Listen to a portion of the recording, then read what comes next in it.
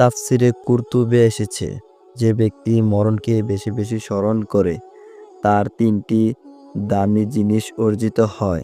প্রথমত, অতি তাড়াতাড়ি তার তওবা নসিব হয়। দ্বিতীয়ত, দুনিয়ার স্বল্প নেয়ামতের উপর তার সন্তুষ্টি লাভ হয়। তৃতীয়ত, ইবাদতের স্বাদ অর্জিত হয়।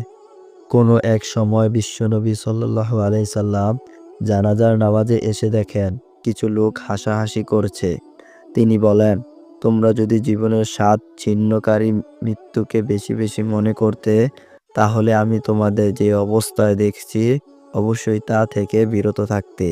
তোমরা জীবনের স্বাদ ছিন্নকারী মৃত্যুকে খুব বেশি স্মরণ করো, কেননা কবর প্রতিদিন দুনিয়াবাসীকে সম্বোধন করে বলতে থাকে, আমি প্রবাসী মুসাফিরের বাড়ি, আমি নির্জন কুটির, আমি মাটির ঘর, আমি পোকামাকড় ও কীট পতঙ্গের আস্তানা। কোনো ইমানদারকে যখন দাফন করা হয় তখন কবর তাকে বলে, মারহাবা, স্বাগতম। আমার পিঠের উপরে যত লোক চলাফেরা করেছে তাদের মধ্যে তুমি ছিলে আমার নিকট সবচাইতে প্রিয়। আজ তোমাকে আমার নিকট সম্পূর্ণ করা হয়েছে, তুমি আমার কাছেই এসেছ, সুতরাং তুমি শীঘ্রই দেখবে আমি তোমার সাথে কেমন সৌজন্যমূলক ব্যবহার করি। তারপর কবর তার জন্য দৃষ্টির শেষ সীমা পর্যন্ত প্রশস্ত হয়ে যাবে এবং জান্নাতের দিকে তার একটি দরজা খুলে দেওয়া হবে।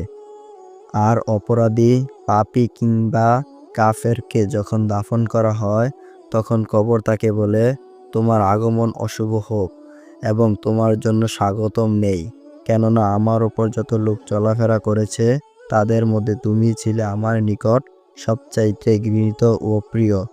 আজ তোমাকে আমার নিকট সম্পূর্ণ করা হয়েছে, তুমি আমার নিকট ফিরে এসেছ, সুতরাং শীঘ্রই দেখবে আমি তোমার সাথে কেমন জঘন্য আচরণ করি।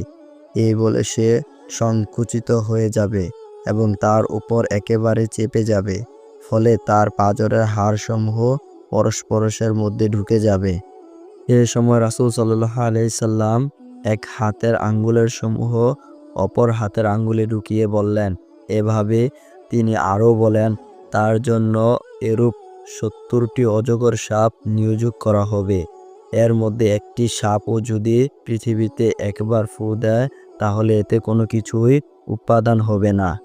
হিসাব নিকাশ না হওয়া পর্যন্ত সে অজগরগুলো তাকে ধ্বংসন করতে থাকবে, খামচাতে থাকবে।